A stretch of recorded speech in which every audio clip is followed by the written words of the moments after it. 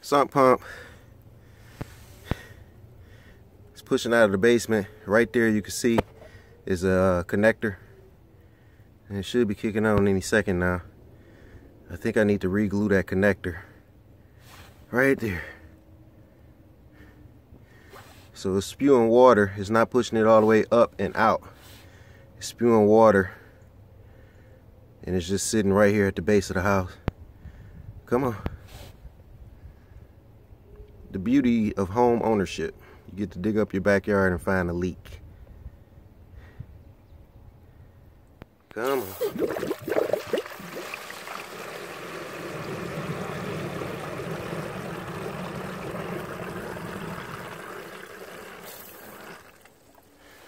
So, in theory, that pump should push it up, over, down this hose, away from the house, over there.